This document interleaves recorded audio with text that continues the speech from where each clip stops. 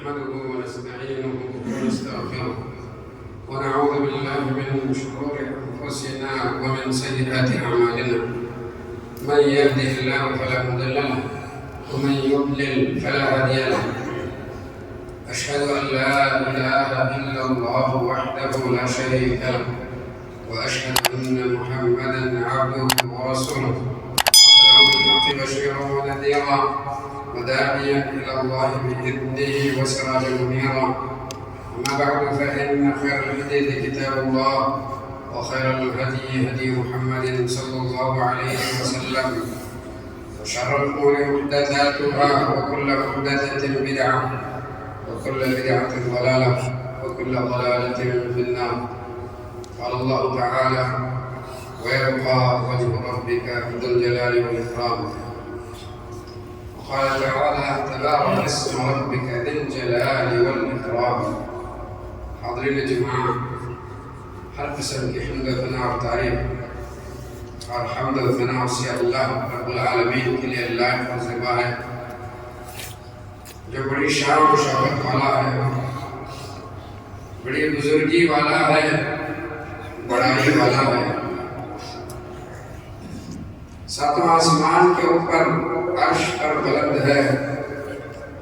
لیکن اس کی شان یہ ہے کہ دنیا کی کسی بھی چیز سے غافل نہیں، ذرے ذرے سے واقف ہے، بلکہ لوگوں کے دلوں کے بھیدوں کو بھی وہ جانتا ہے. یہ اس کی شان ہے، یہ اس کی عظمت ہے، اور وہ بلند و بالا ہے. ہر چیز پر اسی کی بادشاہت ہے. اللہ تبارک و تعالی فرمایا: تبارک الذی بیدہ الملک وبیدہ ملکوت کل شیء. بابرکت ہے وہ ذات جس کے ہاتھ میں ہر چیز کی بادشاہت ہے. اسی لیے اس کا نام الملک اور مالک بھی ہے کہ وہ بادشاہ بھی ہے اور ہر چیز کا مالک بھی ہے. اللہ تبارک و تعالی بڑے ہی شان والا اور بزرگی والا اور کبریائی والا ہے. یہ اسی کی شان تھی، اسی کی عظمت تھی، اسی کی کبریائی تھی کہ اس نے ان سارے لوگوں کو اس دنیا میں زیر کر دیا جو اپنے آپ کو بڑا کہتے تھے. فرعون نے اپنے آپ کو کہا کہ انا ربکم الاعلی، میں تمہارا بلند ترین رب ہوں. اللہ تعالیٰ نے اس کو دلیل ترین فرما دیا اس دنیا کے اندر. اپنے پورے لاؤ لشکر کے ساتھ جب وہ موسیٰ علیہ السلام اور ان کی قوم کا پیچھا کیا تو اللہ تبارک و تعالیٰ نے جس سمندر سے موسیٰ اور قوم کو نجات دیا اسی سمندر پہ اس کو ڈبو دیا. یہ اس کی ذلت کی انتہا ہے جس نے اپنے آپ کو بڑا کہا اور بنو اسرائیل کے بچوں کو، معصوم بچوں کو قتل کرنے لگا، اپنے آپ کو بڑا سمجھا. اللہ تبارک و تعالیٰ نے اسی کے گھر میں اس کے دشمن کی اس کے ذریعے پرورش فرمائی. یہ کتنی عظیم شان والا ہے. اسی لیے اس کا ایک نام ذو الجلال والاکرام ہے، جلال والا اور اس کے ساتھ ساتھ جمال والا بھی. یعنی بڑی ہی عزت والا ہے، احترام والا ہے، ادب والا ہے. اسی لیے جن لوگوں نے اس دنیا کے اندر اس رب کی عظمت کو بجا لایا اور اس کی عظمت کے سامنے اپنے آپ کو جھکا دیا اور اس کا وہ احترام بجا لاتے رہے، اسی سے محبت کرتے رہے، اسی کی شکر گزاری بجا لاتے رہے، اللہ تبارک و تعالی ان کو دنیا میں بلند ترین کر دیا. جس بلال حبشی رضی اللہ عنہ کو اللہ اکبر اور لا الہ الا اللہ اس عظیم اور محبت والے کلمے کو بلند کرنے کی وجہ سے ان کے گردن میں رسی ڈال کر کے مکے کی گلیوں میں گھسیٹا گیا، اتنا دلیل کرنے کی کوشش کی گئی، لیکن اس کلمے کی اور اس کلمے والے کی عظمت کا عالم دیکھیے کہ اللہ تبارک و تعالیٰ نے جس وقت مکہ والوں کو ذلیل کیا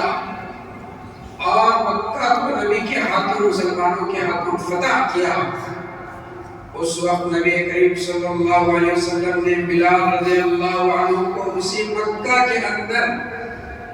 کعبہ کی بلند ترین عمارت پر کھڑے ہو کر کے اسی کلمے کو بلند کرنے کی آپ نے اجازت دی اور حکم دیا۔ چنانچہ بلال رضی اللہ عنہ کعبے پر کھڑے ہو کر کے اذان بلند کی جو اللہ کی عظمت کے کلمات ہیں، اللہ کی عزت کے کلمات ہیں۔ تو لہذا جو اللہ تبارک و تعالیٰ کی عظمت کے سامنے جھک جائے، اس کی محبت کو بجا لائے گا، دنیا میں بھی اللہ تبارک و تعالیٰ اس کو عظیم ترین بنائے گا اور اس کی عزت اور اس کا احترام بھی فرمائے گا۔ بلکہ بلال رضی اللہ تعالیٰ عنہ اپنی ساری زندگی نبی کریم صلی اللہ علیہ وسلم کی ساری زندگی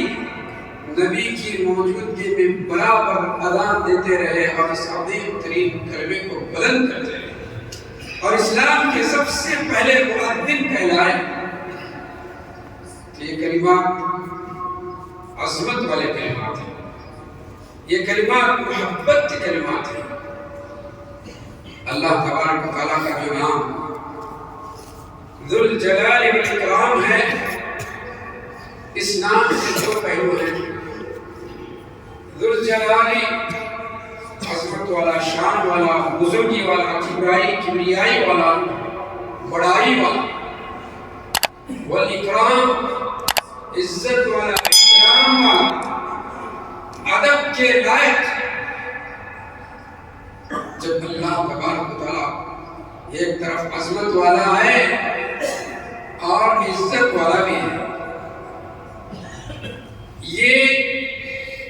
عظیم ترین رب کی بندہ نافرمانی نہ کرے، اس کے سامنے اپنے آپ کو چھپا دے۔ یہ اس نام کا تقاضا ہی یہی ہے کہ جب اللہ تبارک و تعالیٰ عظمت والا ہے، عزت والا ہے، تو اس کی کبھی نافرمانی نہ کرے، ورنہ دلیل ہو جائے۔ اللہ نے فرمایا کہ وَمَا قَدَرَ اللَّهَ حَقَّ قَدْرِهِ وَالْأَرْضُ جَمِيعًا قَبْضَتُهُ يَوْمَ الْقِيَامَةِ وَالسَّمَاوَاتُ مَطْوِيَّاتٌ بِيَمِينِهِ۔ لوگ جب شرک کرتے ہیں، گناہ کرتے ہیں، تو اللہ نے اس قسم کے گناہوں کا ذکر کرنے کے بعد فرمایا کہ لوگوں نے اللہ کی جیسی قدر کرنی چاہیے اسے قدر کرنی چاہیے، حالانکہ اس کی عظمت کا عالم یہ ہے کہ کل قیامت کے دن ساتوں زمین اور ساتوں آسمان اس کے دائیں اور بائیں ہاتھ میں ہوں گے، اور اللہ تبارک و تعالیٰ آسمانوں اور زمینوں کو اپنے دونوں ہاتھوں میں لے کر کے فرمائے گا اَيْنَ الْمُتَكَبِّرُونَ أَيْنَ الْجَبَّارُونَ، کہ دنیا کے تکبر کرنے والے، اپنے آپ کو عظیم کہنے والے کہاں ہیں؟ آج وہ اپنی عظمت دکھائیں۔ ظاہر بات ہے سب کے سب کل قیامت کے دن ذلیل اور حقیر اور کمزور اور تنہا اللہ کے سامنے آئیں گے۔ اللہ نے فرمایا کہ لَقَدْ أَحْصَاهُمْ وَعَدَّهُمْ عَدًّا وَكُلُّهُمْ آتِيهِ يَوْمَ الْقِيَامَةِ فَرْدًا، کہ ہر انسان کو اللہ تبارک و تعالیٰ نے گن کر کے رکھا ہے، کوئی چھپ نہیں سکتا، اور اللہ کے سامنے کل قیامت کے دن آئے گا تو اکیلا آئے گا اور غلام بن کر کے آئے گا۔ دنیا کا بادشاہ قیامت کے دن بادشاہ بن کر کے نہیں آئے گا، دنیا کا مالدار قیامت کے دن اللہ کے سامنے مال والا بن کر کے نہیں آئے گا۔ دنیا کے اندر جتنی بھی چیزیں عزت، احترام، عظمت کی ہیں، وہ ساری کی ساری ختم ہو جائیں گی، چاہے بادشاہت ہو، خدا و منصب ہو، چاہے مال و دولت ہو، چاہے حسب اور نسب ہو، ہر چیز یہ سب کے سب ختم ہو جائیں گے۔ تنے تنہا جیسے دنیا میں پیدا ہوئے تھے بلکہ ننگے بغیر کپڑے کے، ویسے ہی اللہ کے سامنے حاضر ہوں گے، بلکہ وہاں کوئی نسب بھی نہیں ہوگا۔ فَإِذَا نُفِخَ فِي الصُّورِ فَلَا أَنْسَابَ بَيْنَهُمْ يَوْمَئِذٍ وَلَا يَتَسَاءَلُونَ، اس دن لوگوں کا کوئی نسب بھی نہیں ہوگا، کوئی یہ نہیں کہے گا کہ میں فلاں بادشاہ کا بیٹا، میں فلاں قبیلے کا سردار۔ اس قسم کی کوئی نسبتیں وہاں باقی نہیں رہ جائیں، سب کے سب اللہ کی عظمت کے سامنے جھک جائیں۔ اللہ نے فرمایا کہ وَعَنَتِ الْوُجُوهُ لِلْحَيِّ الْقَيُّومِ وَقَدْ خَابَ مَنْ خَابَ، سارے چہرے، سارے لوگ اس کے سامنے جھک جائیں گے، ذلیل و خوار ہو جائیں گے، اور وہ شخص ناکام ہو جائے گا جس نے ظلم کیا، جس نے گناہ کیا۔ تو اللہ تبارک و تعالی ذو الجلال والاکرام وعظمت والا ہے، لہذا ایسے رب کی نافرمانی کرنے سے بچنا ہر انسان پر فرض ہے، تاکہ اس رب کی عظمت قائم رہے، بندے اس کی عظمت کو بجا سکیں۔ اللہ تبارک و تعالی عزت و احترام والا بھی، ادب والا بھی ہے، لہذا وہ اپنے نیک بندوں کا ادب کرتا ہے، ان کا احترام کرتا ہے، ان کی عزت کرتا ہے، دنیا میں انہیں اپنی اطاعت کی، اپنے ایمان کی توفیق دیتا ہے، اور دنیا میں ان کے درجات کو بلند کرتا ہے، ان کی شان کو بلند کرتا ہے، اور آخرت میں بھی اللہ تبارک و تعالی ان کے نیک اعمال کو قبول کر کے جنت کے اندر ان کے درجات کو بلند کرتا ہے، ان کی شان کو بڑھاتا ہے، اور ان کی عزت کرتا ہے، ان کا احترام فرماتا ہے۔ تو اللہ تبارک و تعالی ذو الجلال والاکرام شان والا، بڑی شان والا اور بڑی ادب اور احترام والا ہے، تو بندوں کی دنیا میں بھی اور آخرت میں بھی عزت اور ان کی شان بڑھاتا ہے، اور ان کے درجات کو بلند کرتا ہے۔ اللہ تبارک و تعالی جس کا یہ نام ذو الجلال والاکرام ہے، یہ بہت ہی عظیم ترین نام ہے، اسی لیے نبی کریم صلی اللہ علیہ وسلم جیسے ہی سلام پھیرتے، فرض نمازوں سے سلام پھیرنے کے بعد 3 مرتبہ استغفر اللہ استغفر اللہ استغفر اللہ کہتے، اور اس کے بعد فرماتے اللہم انت السلام و منک السلام تبارک یا ذا الجلال والاکرام، کہ اللہ تیرا نام سلام ہے اور سلامتی تیری ہی طرف سے ہے، اور تو بڑا بابرکت ہے، اور تو جلال اور جمال اور اکرام والا ہے۔ نبی کریم صلی اللہ علیہ وسلم نے فرمایا علیہ بیا ذا الجلال والاکرام،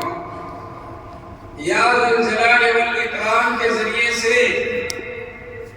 دعا کرو، اور دعا کے اندر یا ذا الجلال والاکرام کو لازم کرو، یعنی بار بار دعا کے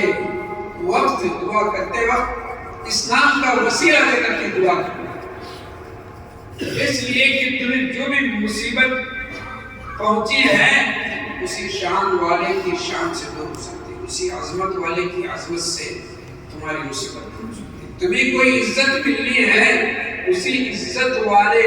اسی ذو الجلال والاکرام سے مل سکتی ہے، تمہارے سارے مسائل اسی ذو الجلال والاکرام سے حل ہوتے ہیں، لہذا اپنی دعاؤں میں کثرت سے اس کلمے کو، اس نام کو پڑھتے رہو اور اللہ تعالیٰ سے دعا کرتے رہو۔ نبی کریم صلی اللہ علیہ وسلم ایک شخص کو نماز میں یہ دعا پڑھتے ہوئے سنیے کہ اللہم انی اسألک بأن لک الحمد لا الہ الا انت المنان بدیع السماوات والارض یا ذا الجلال والاکرام یا حی یا قیوم۔ اس دعا کے اندر اللہ تبارک و تعالیٰ کی تعریف اور اس کے ناموں کا ذکر کرتے ہوئے اللہ کی حمد و ثنا بیان کی، جن میں یا ذا الجلال والاکرام، یا حی یا قیوم، المنان، لا الہ الا انت، یہ سارے کلمات اللہ کی محبت کی کلمات ہیں، اللہ کی عظمت کی کلمات ہیں۔ نبی کریم صلی اللہ علیہ وسلم نے فرمایا اس نے ایسے نام سے اللہ تعالیٰ کو پکارا ہے، اگر اس سے دعا کی جائے تو اللہ تعالیٰ دعا قبول کرتا ہے، اور جب اس کے ذریعے سے مانگا جائے تو اللہ تعالیٰ اس کی مانگ کو پوری کرتا ہے۔ نبی کریم صلی اللہ علیہ وسلم جب رکوع سے سر اٹھاتے تو دعا کرتے ربنا ولک الحمد، ربنا ولک الحمد ملء السماوات وملء الارض وملء ما بينهما وملء ما شئت من شيء بعد، اهل الثناء والمجد احق ما قال العبد وكلنا لك عبد۔ اس دعا کا آغاز اللہ کی حمد سے شروع ہے کہ ہمارے رب تمام تعریف تیرے لیے ہے اور بہت زیادہ تعریف۔ اس کے بعد بڑے عجیب کلمات کہے گئے کہ سارے آسمانوں پر، زمینوں پر، بلکہ جتنا تو چاہے اتنی ساری تیری تعریف ہے، اس لیے کہ اللہ تبارک و تعالیٰ جمال والا ہے، ادب والا ہے، احترام والا ہے، اس کی عزت کرنی چاہیے، اس کی تعریف کرنی چاہیے۔ لہذا ان الفاظ نبی کریم صلی اللہ علیہ وسلم نے اللہ کی عظمت اور اس کی عزت اور اس کا احترام اور اس کی حمد و ثنا بیان فرمائی، اور اپنی کمزوری اور اپنی عاجزی کا اظہار کیا کہ ہم تیرے بندے ہیں، تیرے غلام ہیں، عاجز ہیں۔ تو یہ دونوں چیزیں اللہ تبارک و تعالیٰ کو بہت زیادہ پسند ہے کہ بندہ اللہ کی عظمت بیان کرے اور اپنے آپ کو کمزور اور عاجز سمجھے۔ اسی کا معنی عبادت ہے۔ عبادت کے اندر یہی بات ہے کہ بندہ جب اپنے سر کو زمین پر رکھتا ہے، ادب کے ساتھ اللہ کے سامنے کھڑے ہوتا ہے، ادب کے ساتھ اپنے سر کو جھکاتے ہوئے رکوع کرتا ہے، سجدہ کرتا ہے، تو یہ ساری ادائیں اللہ تبارک و تعالیٰ کو بڑی پیاری لگتی ہیں، اس لیے کہ اس کے اندر بندے کی عاجزی ہے، دوسری طرف عظیم رب کی عظمت کو بجا لانے کا ایک طریقہ ہے۔ تو اس میں اللہ کی عظمت بھی ہے اور بندے کو اپنے آپ کو کمزور دکھانے کا ایک جو ہے طریقہ ہے اور شکل ہے۔ اسی لیے جو شخص اپنی دعا میں، اپنی عبادت میں اللہ کی عظمت کو اور اپنی عاجزی اور کمزوری کو ظاہر کرے گا،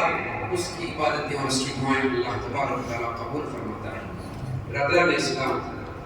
اللہ تبارک و تعالیٰ آپ نبی کریم صلی اللہ علیہ وسلم